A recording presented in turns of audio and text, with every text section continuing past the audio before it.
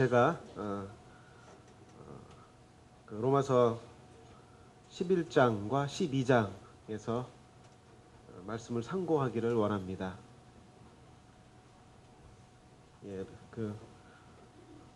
로마서 11장은 하나님의 위대한 구속의 계획이고요. 12장은 성도의 위대한 삶은 말씀하고 있는데요. 11장에서는 하나님의 위대한 구속 계획은 무엇일까? 이고요. 12장 그러면 성도에게 참으로 위대한 삶이란 무엇일까? 이렇게 되겠습니다. 복음에는 하나님의 의가 나타나서 믿음으로 믿음에 이르게 하나니 오직 의인은 믿음으로 말미암아 살리라. 이렇게 로마서 1장 17절에 말씀하고 있는데 이것은 로마서 전체를 관통하는 한 주제이기도 합니다. 전체를 한번 다시 보면은 1장과 2장에서는 인생은 그러니까 나는 하나님이 없이 하나님을 부인하고 세상을 아름답게 진보시킬 수 있다라고 살아갑니다. 그리고 나 자신이 죄인인데 이것을 자랑하고 또 죄 짓는 사람들을 격려하고 함께 이 길을 갈 수 있게 노력을 합니다. 그런 이 현저한 죄인들과 조금 다른 또 나가 있습니다. 나는 근본적으로 이 사람들과 좀 다른 것 같습니다. 그래서 이들의 잘못을 지적하고 또 비판을 합니다. 그리고 선행을 쌓아야 된다고 그래서 하나님의 의에 도달하고자 노력을 합니다. 3장에서는 그러나 하나님은 모든 사람이 죄를 범하였음에 하나님의 영광에 이르지 못한다고 이미 선언을 하셨습니다. 그리고 인생인 저의 선행과 의로움이 도대체 하나님이 나에게 어떤 유익이 있겠는가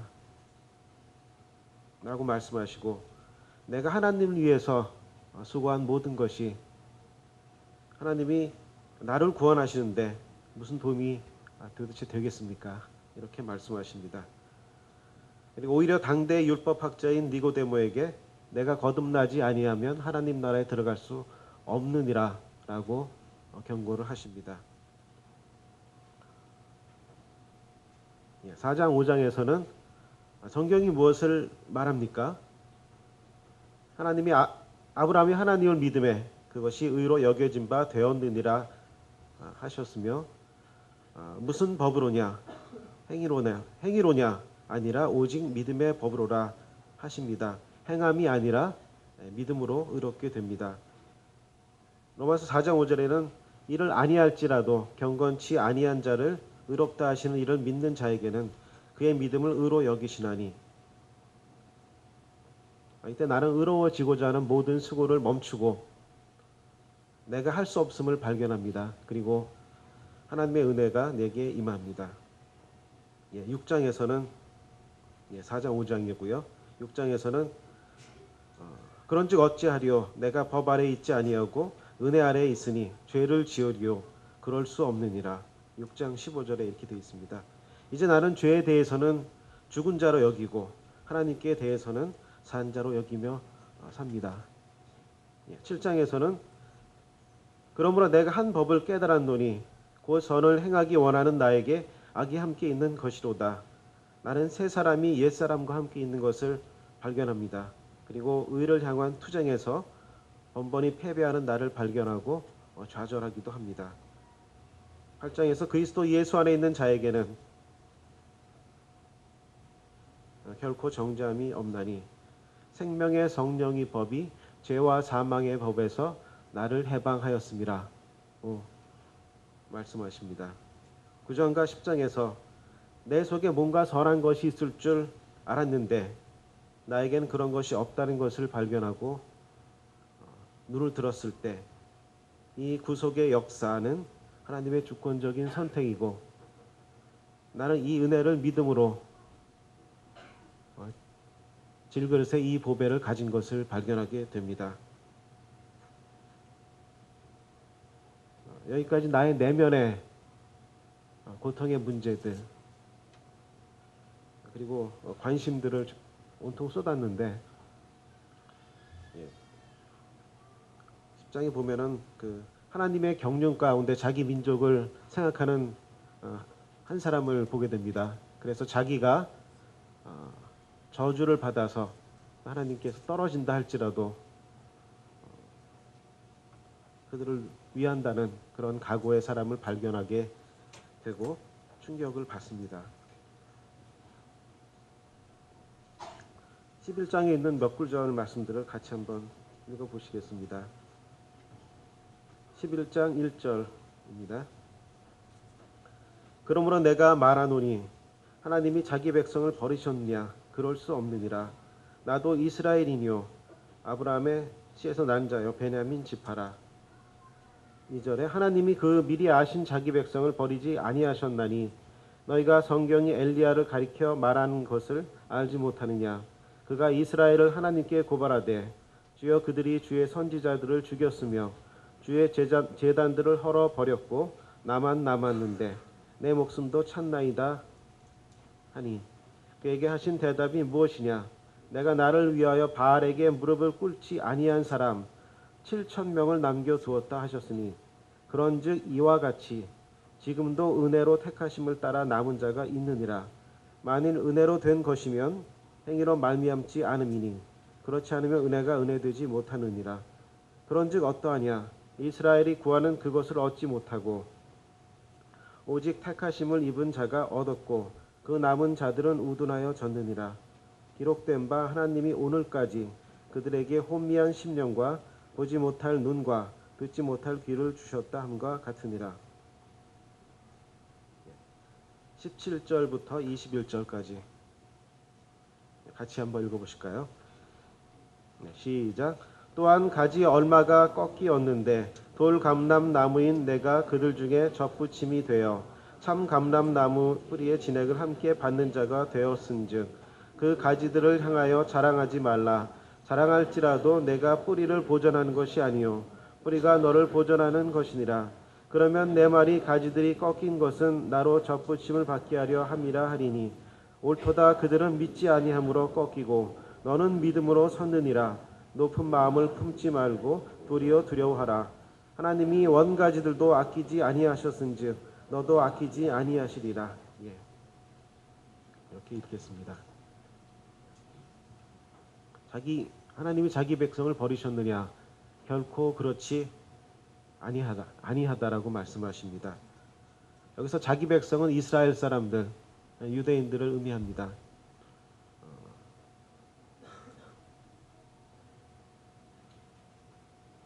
어떤 분들이 이 자기 백성이 교회라고 또 주장을 하기도 하는데요.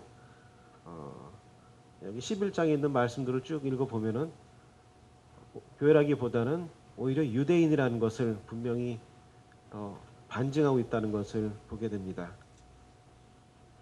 제가 이 말씀을 볼 때 유대인들이 사실은 저의 삶과 무슨 관계가 있을까?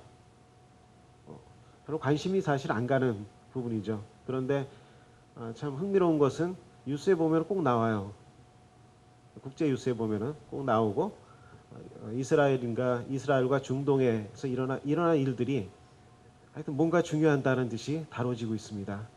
근데 저는 사실 그렇게까지 관심을 가졌던 사항은 아닌데 하나님은 이스라엘을 기준으로 말씀하신다는 것을 보게 됩니다.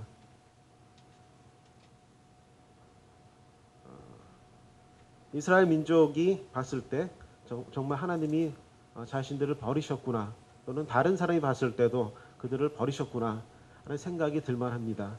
2000년간 고국을 잃고 전 세계에서 방황을 합니다. 전 세계 어딜 가도 이스라엘 사람들이, 유대인들이 있습니다. 그리고 히틀러에 의해서 600만이나 되는 사람들이 학살을 당합니다. 아무도 보호를 해주지 않았다는 것을 반증하는 것이죠. 우리 민족 같은 경우에도 36년간 일제 치하에 있었는데 국권이 상실된 겁니다. 아무도 저희를 보호해주지 않았습니다. 그리고 온갖 수모와 비참함을 경험했던 것을 보고 아직까지도 괴로워하는 것을 보게 됩니다. 누가복음 21장 29절에 보면은 무화과 나무와 그 모든 나무를 보라. 싹이 나면 너희가 보고 여름이 가까운 줄을 자연히 아나니 이와 같이 너희가 이런 일이 일어나는 것을 보거든 하나님의 나라가 가까이 온 줄을 알라고 되어 있습니다. 성경 읽기를 최근에 누가복음을 하셨으니까 한번 보셨을 것입니다. 송찬호 형제님의 무화과 나무의 비유를 배우라에 보면은 이렇게 해석이 되어 있는데요. 2차 세계대전 이후에 1차 세계대전과 2차 세계대전에 큰 전쟁이 있었는데 1차 세계대전 때 전 세계 한 20개 정도의 국가들이 있었습니다. 왜냐하면 다른 모든 나라들, 중국이나 아시아에서는 일본을 제외하고 거의 모든 나라들이 식민지 상태에 있었고 아프리카도 마찬가지입니다. 중동도 마찬가지고 그래서 20개 정도의 나라가 있었는데 2차 세계대전이 끝나고 나서 160여 개 이상의 나라들이 다 독립을 합니다. 그리고 우리나라도 독립을 하는데 잘 아시다시피 얄타 회담, 포츠담 회담 이런 걸 통해서 독립을 하긴 하는데 남과 북으로 나누어서 신탁 통치를 받게 됩니다. 좀 비극적인 그런 상황이긴 한데요. 마찬가지로 이스라엘도 1948년에 2000년 만에 독립을 하는데 거의 기적적인 방법으로 독립을 하게 됩니다. 무화과 나무는 이스라엘을 이제 뜻하는 겁니다. 그리고 모든 나무들은 이와 같이 다른 민족들을 뜻한다고 보입니다. 바알에게 무릎을 꿇지 않은 7,000명을 내가 나를 위해서 남겨두겠다고 말씀하셨는데 하나님은 자신을 위해서 남겨두시는 자가 있으십니다.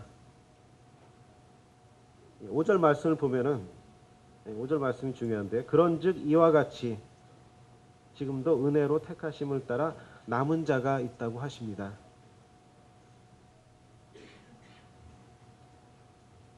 하나님은 자신을 위해서 남은 자를 남겨두시는데 우리의 북한같이 종교가 금지되고 말살되는 그런 곳에서도 남은 자들, 꼭 기독교인이 있다는 얘기를 듣습니다. 이스라엘 민족 같은 경우에는 믿음으로 얻는 하나님의 의에 순종치 않았기 때문에 예수 그리스도는 그들에게 거치는 반석입니다. 로마서 11장 8절에 보면은 기록된 바 하나님이 오늘까지 그들에게 혼미한 심령과 보지 못할 눈과 듣지 못할 귀를 주셨다 함과 같으니라 이렇게 말씀하시는데요. 믿음으로 하나님의 은혜를 받지 못한 사람들이 혼미한 상태에 있는 것을 비록 이스라엘 사람들이 할지라도 혼미한 상태에 있는 것을 보게 됩니다. 그래서 우리가 구도자들을 위해서 기도할 때 계시의 정신을 주셔서 이 은혜를 받을 수 있게 기도를 해야 할 것입니다.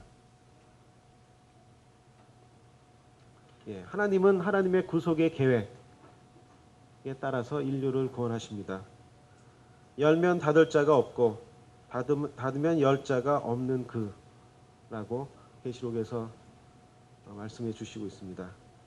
인류의 모든 족속을 한 혈통으로 만드셔서 온 땅에 살게 하시고 그들의 연대를 정하시며 거주의 경계를 한정하셨으니 사도행전 17장 26절에 말씀하시는데요. 이것은 아덴에서 바울이 아테네 사람들을 대상으로 한 그런 설교입니다. 저는 하나님이 인생을 민족 단위로 거주하게 하시고 또 민족 단위로 복음을 듣게 하신다고 생각이 듭니다. 그리고 그렇게 연대를 정해 주신다고 분별이 됩니다. 하나님의 구속 계획에 보면은 인류의 역사를 십자가를 중심으로 해서 AD와 BC로 나눕니다. 그 전과 그 후로 나누는데 그 전에는 십자가 전에는 장차 오실 메시아를 믿고 구원을 받고, 십자가 이후에는 이미 오신 메시아를 믿음으로 구원을 받습니다. 그래서 복음은 예루살렘과 온 유대와 사마리아와 땅끝까지 이른다고 이렇게 말씀을 하셨는데요. 실제 사도행전에 보면은 그 일이 진행되는 것을 보게 됩니다. 바울이 2차 전도 여행 때 보면은 바울이 소아시아에서 아시아 쪽으로, 아시아는 그 인도나 이런 쪽이죠. 저희는 극동에 있는 거고요. 아시아 쪽으로 방향을 틀었는데 거기서 복음을 전하지 못합니다. 성령께서 막으셔서 유럽의 첫 관문이 빌립보인데요. 그 빌립보로 건너가게 됩니다. 그런데 이렇게 배를 탔을 때 앞으로 2000년 동안의 그 각 민족들의 역사가 정해지는 겁니다. 유럽의 많은 민족들은 태어날 때부터 복음을 듣습니다. 그리고 반면에 그 아시아, 특히 우리 극동의 이 민족의 나라는 1900년 동안 전혀 복음을 듣지 못합니다. 그리고 1900년 후에나 복음을 듣고 회개하는 그런 역사가 일어나게 됩니다. 참 감람나무에 접붙임을 받는다 그러는데, 참 감람나무에 우리가 멀리 떨어져 있었습니다. 그리고 1900년 후에 이 돌 감람나무가 이제야 접붙임을 받게 된 것입니다. 로마서 11장 20절에 옳도다 그들은 믿지 아니함으로 꺾이고 너는 믿음으로 섰느니라. 높은 마음을 품지 말고 도리어 두려워하라. 복음을 듣고 믿은 민족은 우리 민족이 믿었습니다. 우리 남쪽이죠. 대한민국은 우리나라 역사를 통해서 가장 번영을 누리고 있고 전 세계에 선교사를 가장 열성적으로 보내는 그런 민족이 됐습니다.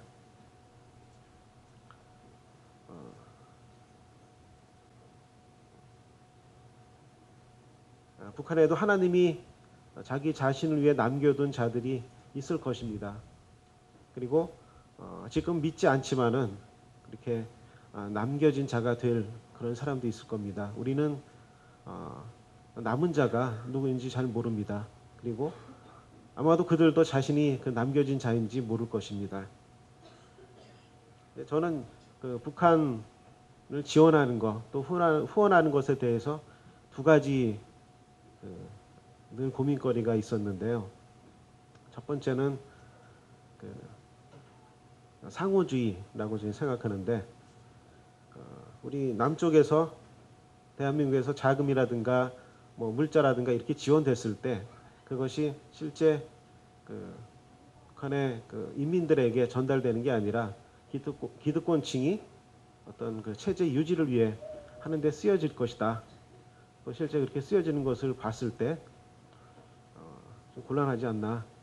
그래서 신뢰감이 없게 되는 겁니다. 그래서 북한과 대화와 협상을 하는 걸 보면은 그 협상이 언제 깨질지 모를 것 같기도 하고요. 또 개성이나 금강산에서 사업이 그걸 이제 볼모처럼 그런 모습을 볼 때 좀 곤란하지 않나 이런 생각이 들 때도 있었습니다. 지하철을 타고 작년인가요? 몇 년 전 같으네요. 타고 가는데 대학생이 한 명 들어와서 금강산 사업을 개시해야 된다고 이렇게 구호를 외치고 이렇게 나가는 걸 봤습니다. 그래서 요새도 저런 친구가 있나? 그런 생각이 있었는데 안전과 이런 모습들 너무 일방적인 협상이 아닌가 그런 생각이 많이 들었습니다. 뭔가 이렇게 그런 거 있잖아요. 이렇게 성의를 보여주면은 이렇게 반대로 와야 되는데 그게 없는 거예요. 그런 생각이 좀 들었고요.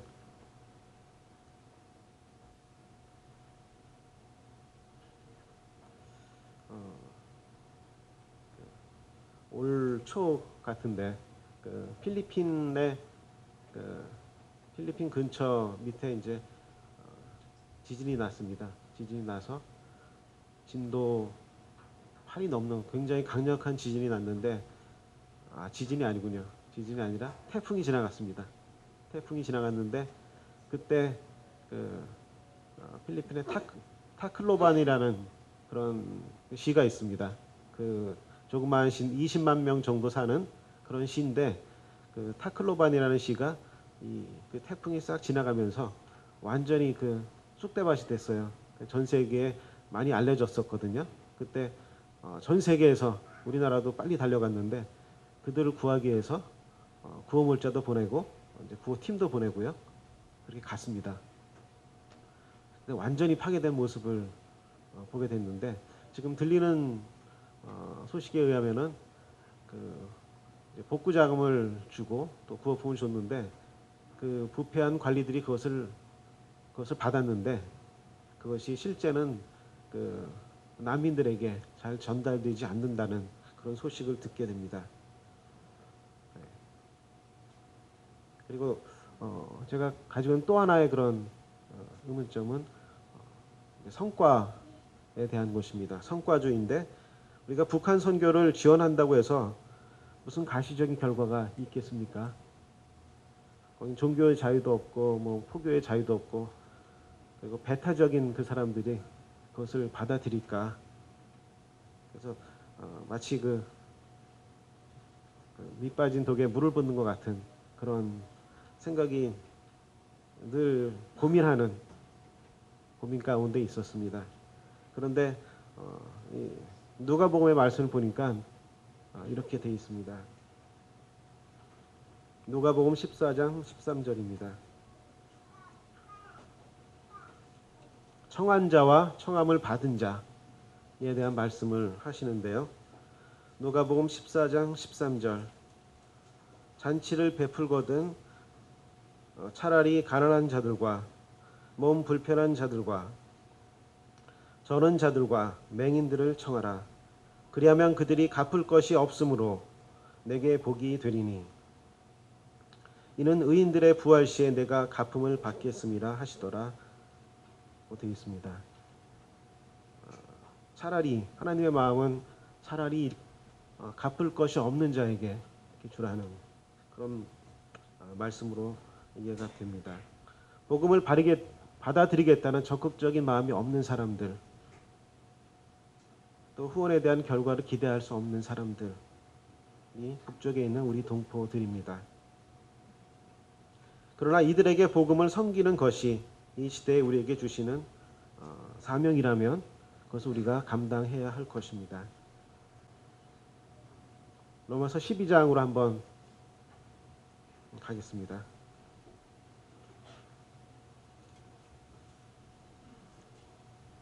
로마서 12장은 먼저 1절 전장을 한번 읽어볼까요? 제가 사실 로마서 12장을 보면서 이거를 특별한 해석이 필요할까 이런 고민을 좀 했었습니다. 로마서 12장 1절부터 21절까지 같이 읽도록 하겠습니다. 시작. 그러므로 형제들아, 내가 하나님의 모든 자비하심으로 너희를 권하노니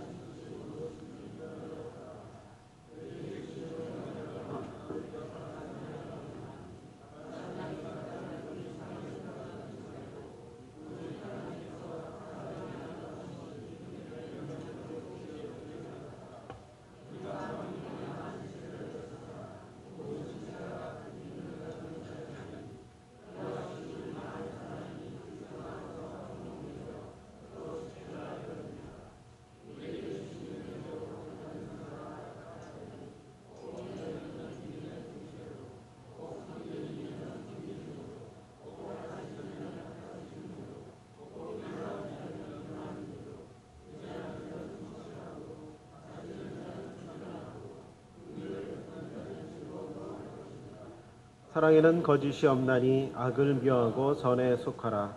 형제를 사랑하여 서로 우애하고 존경하기를 서로 먼저 하며 부지런하여 게으르지 말고 품고 주를 섬기라. 소망 중에 즐거워하며 환난 중에 참으며 기도에 항상 힘쓰며 성도들의 쓸 것을 공급하며 손대접하기를 힘쓰라. 너희를 박해하는 자를 축복하라. 축복하고 저주하지 말라. 즐거워하는 자들과 함께 즐거워하고 우는 자들과 함께 울라.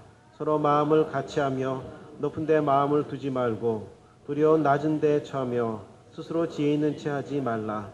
아무에게도 악을 악으로 갚지 말고 모든 사람에게 선한 일을 도모하라. 할 수 있거든 너희로서는 모든 사람과 더불어 화목하라. 내 사랑하는 자들아, 너희가 친히 원수를 갚지 말고 하나님의 진노하심에 맡기라. 기록하였을 때 원수 갚는 것이 내게 있으니 내가 갚으리라. 그래서 말씀하시니라. 내 원수가 줄이거든 먹이고 목마르거든 마시게 하라.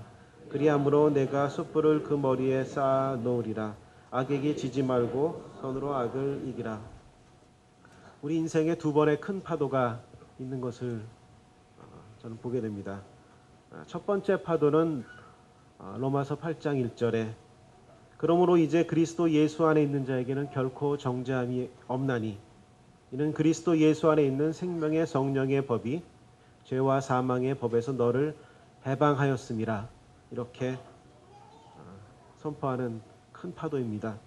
이 첫 번째 파도는 우리가 도저히 피할 수 없는, 거부할 수 없는 그런 파도이죠. 그래서 하나님이 우리에게 선포하시는 그런 신적인 메시지입니다.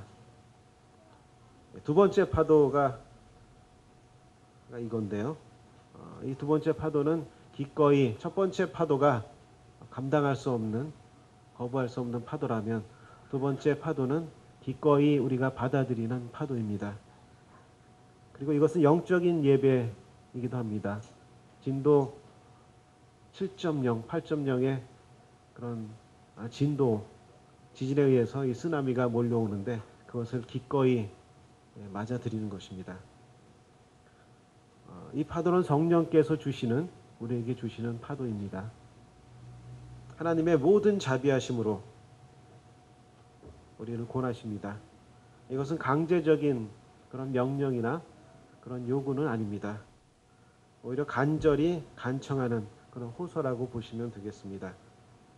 물론 이 성령의 하나님의 모든 자비하심으로 권하는 이러한 호소에 저항할 수 있죠.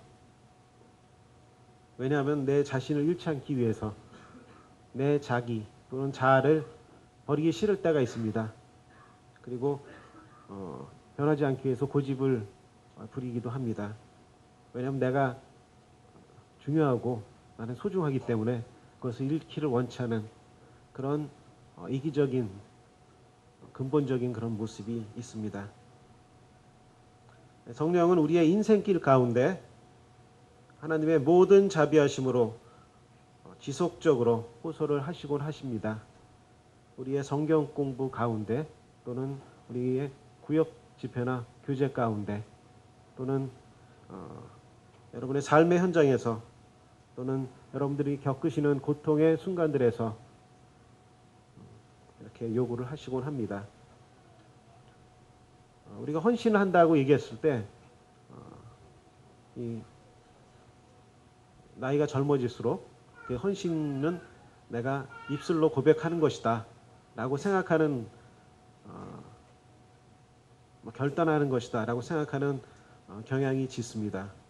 물론 그것도 헌신이겠지만은 그렇기보다는 단순히 입술의 고백을 의미한다기보다는 하나님이 기뻐하시는 것은 산 제물이다 이렇게 얘기하시는데요.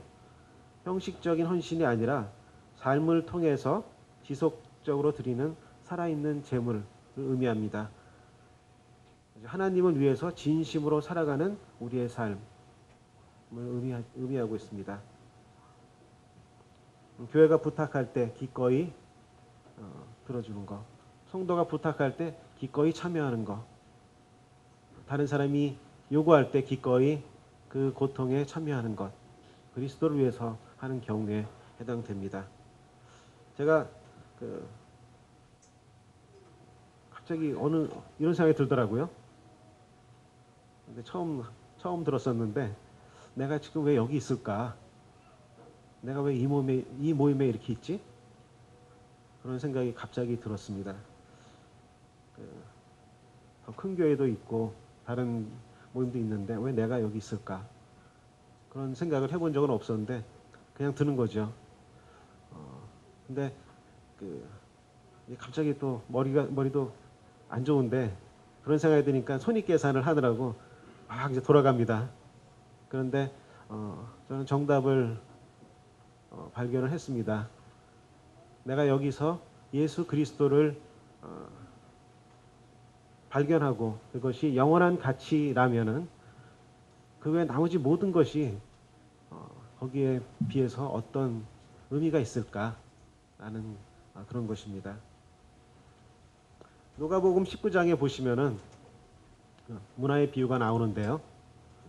이 문화의 비유는 뭐냐면은 어떤 귀인이 왕위를 받기 위해 떠납니다. 그리고 종을 불러서 한 문화씩 줍니다.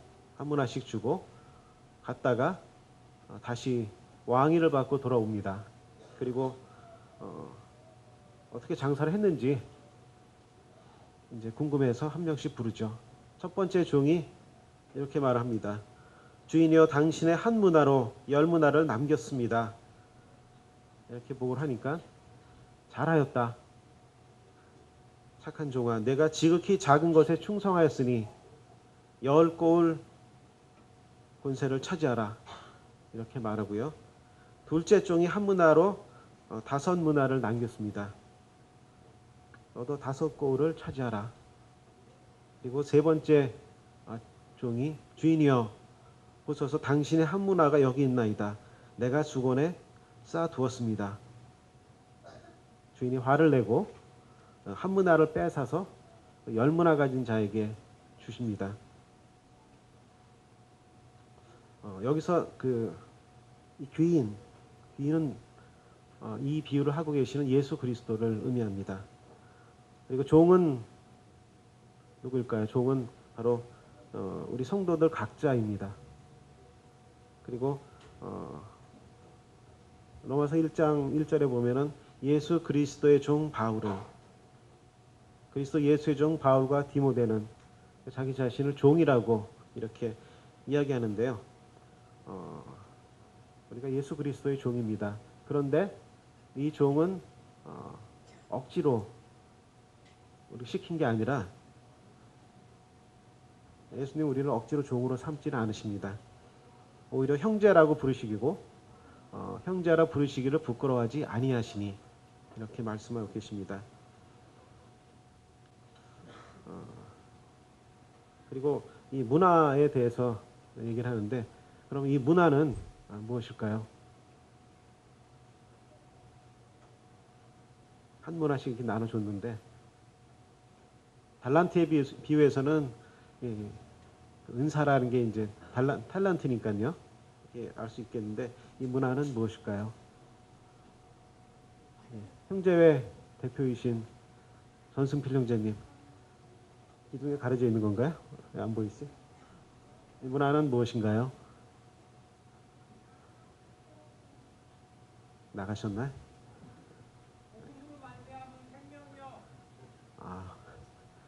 예, 복음이라고 이제 말씀해 주셨는데 예행 연습을 한번 했죠, 우리가.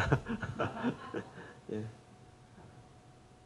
복음이라고 하시는 분들도 있고 또 믿음이라고 얘기하시는 분들도 있고 은사라고 얘기하시는 분들도 있고요. 문화는 하나님이 우리 각자에게 주신 것입니다. 모두에게 다 주신 것입니다. 어떤 성도에게는 이 문화가 은사이고 어떤 성도에게는 믿음이고 어떤 성도에게는 복음일 것입니다. 그래서 이것은 우리 모두가 받은 신앙이라고 할 수 있습니다.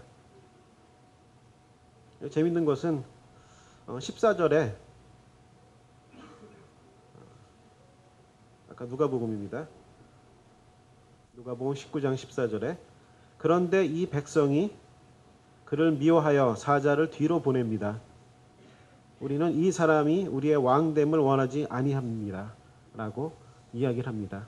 물론 귀인이 왕이 돼서 돌아왔을 때 이 악한 백성을 처벌하는 것을 보게 됩니다.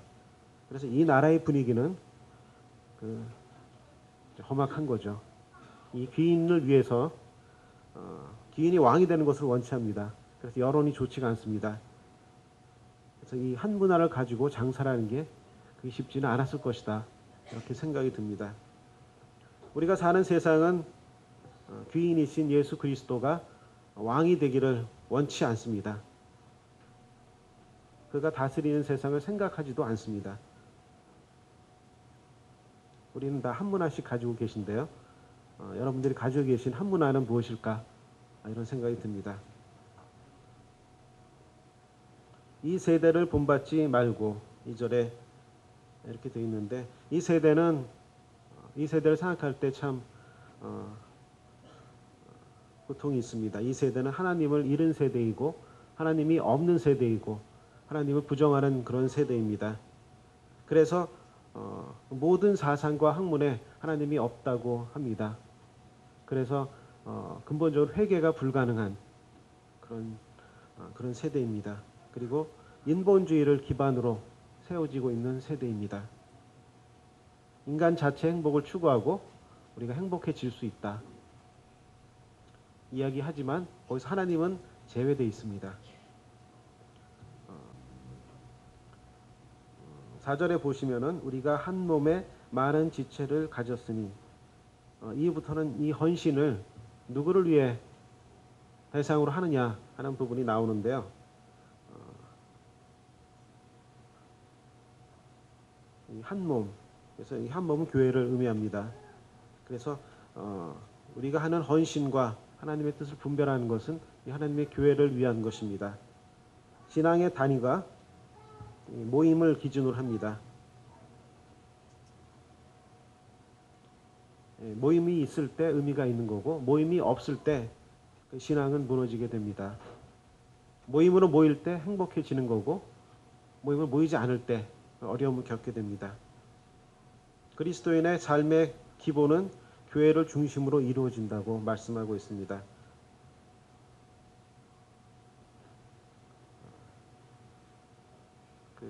멋진 그리스도인의 삶을 살기를 원하는가?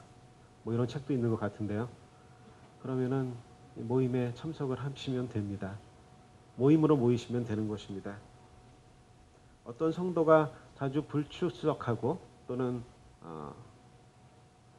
교제에서 이제 멀어질 때 그 신앙의 빛이 점점 이뤄져지는 것을 보게 됩니다. 우리가 이 모일 때 우리 신앙이 서는 것을 보게 됩니다. 그리스도인의 삶을 헌신을 이야기할 때 그 첫 번째 대상이 교회임에 저도 사실은 좀 놀랐습니다.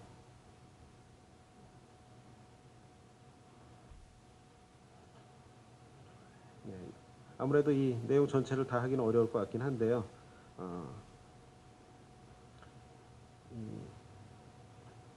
예언이면 믿음으로 있는 구절들이 쭉 있습니다.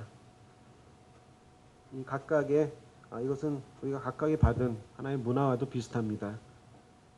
가르치는 자가 가르치지 않을 때 우리가 받은 한 문화는 그냥 한 문화로 끝나는 거죠. 그리고 다스리는 자가 부지런하지 않으면 한 문화는 한 문화 그대로 있습니다. 그리고 예언하는 자가 믿음으로 하지 않을 때, 긍휼을 베푸는 자가 억지로 할 때, 이 한 문화는 열 문화가 되거나 다섯 문화가 되지가 않을 것입니다.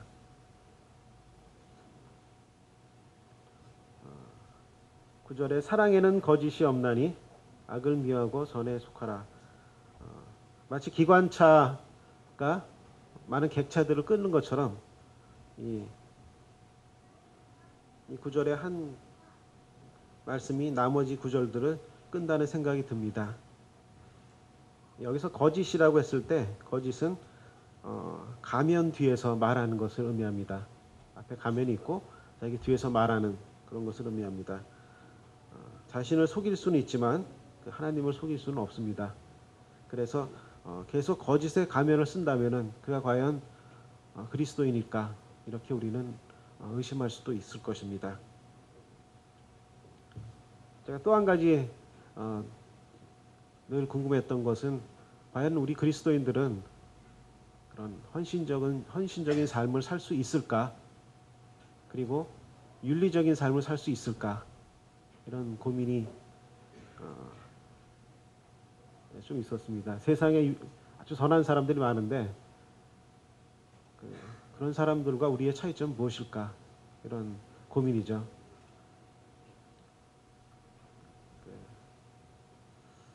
기독교 윤리라고 말할 수 있는데요. 우리가 현재에서 행복한 일상생활을 좀 읽다가 제가 답을 좀 발견한 것 같습니다. 그래서 그 부분을 읽어드리고 마치도록 하겠습니다. 기독교 윤리에서는 거듭난 사람이 행하는 것입니다.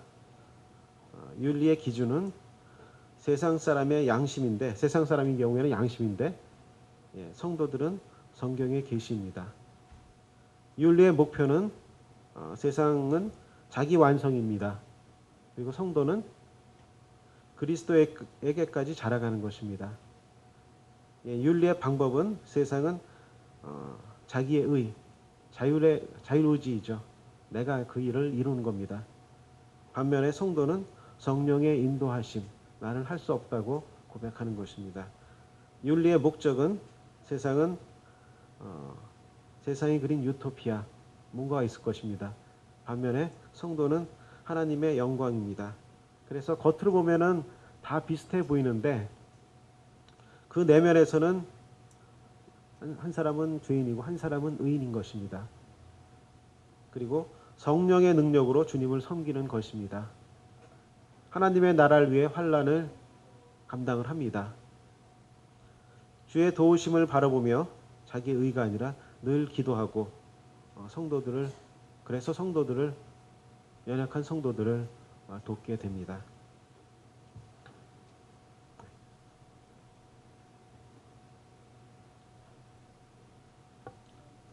우리가 마땅히 도와야 할 부분을 돕지 않을 때 그 화가 우리에게 있을 것이라고 생각이 됩니다. 또 하나님께서 우리 자신을 거룩한 산제사로 드리라고 성령이 우리에게 감동하실 때 기꺼이 드리시는 성도들이 되시기를 바랍니다. 기도하시겠습니다.